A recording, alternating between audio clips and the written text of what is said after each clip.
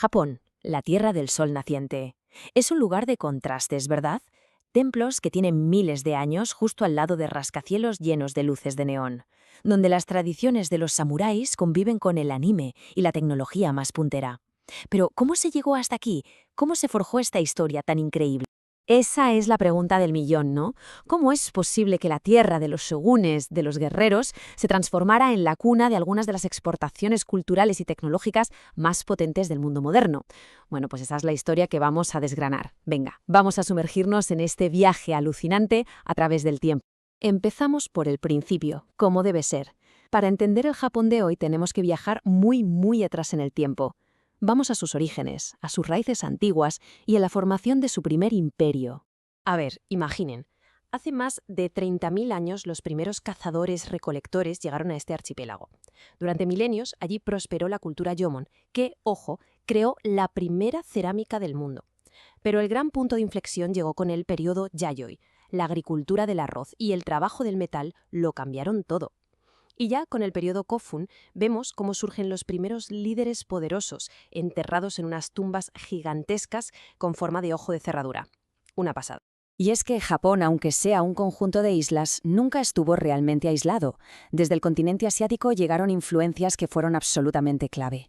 Por ejemplo, el budismo, que llegó desde Corea, o el modelo de gobierno centralizado, copiado de China, e incluso la idea de tener capitales permanentes, como Nara y, por supuesto, la icónica Kioto, que se convirtió en el epicentro de una nueva era de altísima cultura.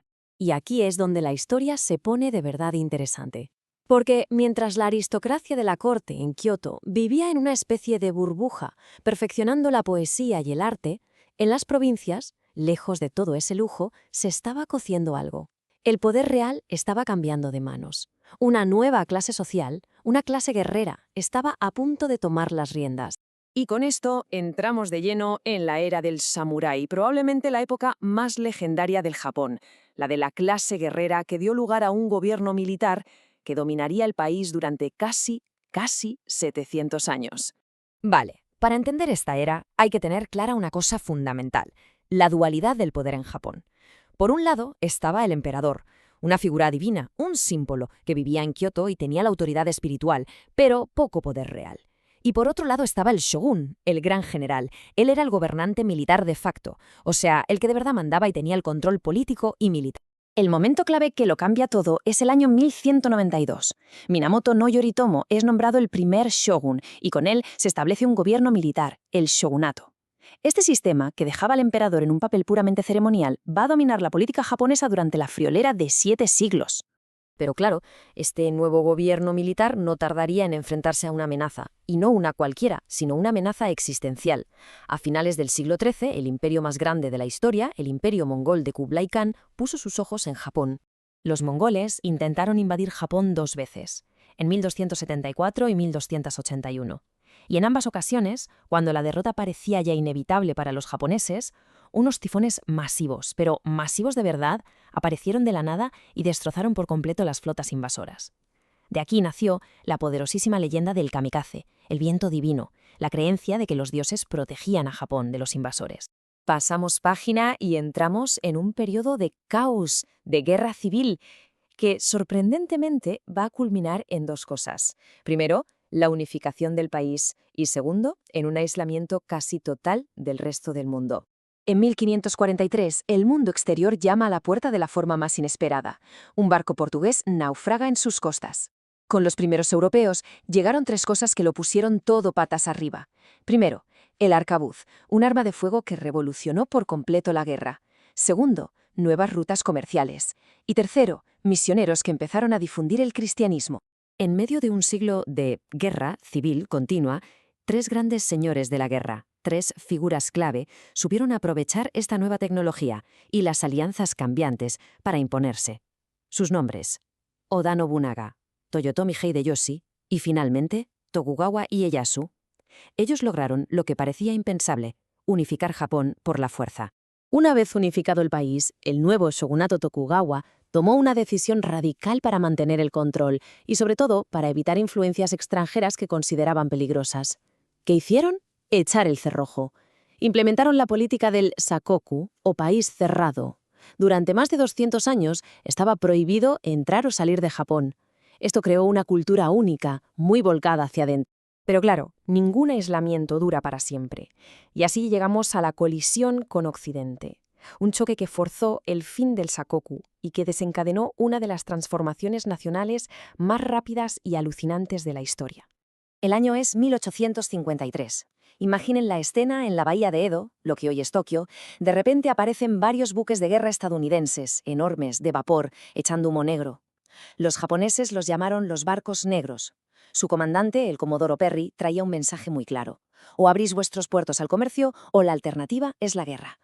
La superioridad tecnológica occidental era sencillamente abrumadora. Aquella humillación fue la chispa que encendió una auténtica revolución. El shogunato fue derrocado y el poder se restauró en la figura del emperador Meiji. Y lo que siguió fue una modernización a una velocidad de vértigo.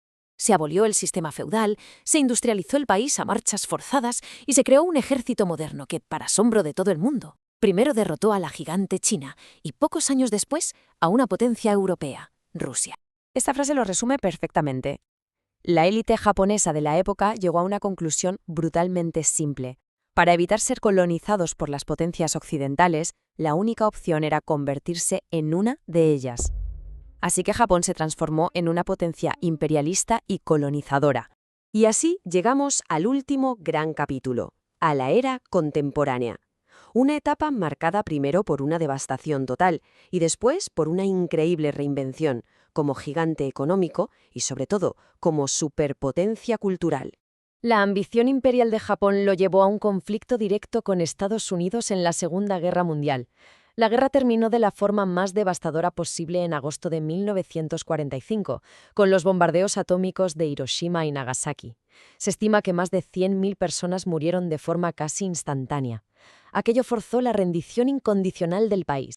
Tras la derrota, Japón fue ocupado por Estados Unidos. Y bajo esa ocupación se redactó una nueva constitución pacifista que literalmente renuncia a la guerra para siempre. Además, el emperador, que hasta entonces había sido considerado un dios viviente, se convirtió oficialmente en lo que en la práctica ya llevaba siendo siglos, una figura puramente simbólica, sin ningún poder político. Y entonces ocurrió el milagro económico japonés. Solo hay que fijarse en el crecimiento que muestra este gráfico. De las cenilas de la guerra, Japón no solo resurgió, sino que se catapultó hasta convertirse en la segunda economía más grande del mundo. El salto que vemos hasta los años 80 es asombroso. Lideró la industria del automóvil y la electrónica, con marcas como Sony y Toyota que de repente estaban en todas partes. Pero en las últimas décadas, Japón ha desarrollado un nuevo tipo de poder, uno que quizás sea incluso más influyente. Ha cambiado el poder militar por el poder cultural. Vamos, lo que se llama poder blando. Y vaya si le ha funcionado. Hablamos de anime, de manga, de videojuegos. Franquicias como Pokémon o Dragon Ball no son solo entretenimiento, es que han conquistado el mundo entero. Así que, si echamos la vista atrás, el viaje ha sido increíble. De cazadores-recolectores a un imperio refinado, de guerreros samuráis a una potencia industrial, y de un imperio militar a un gigante cultural. Si hay algo que define la historia de Japón, es su alucinante capacidad de reinvención. Y claro, la pregunta que nos queda es, ¿cuál será su próximo capítulo?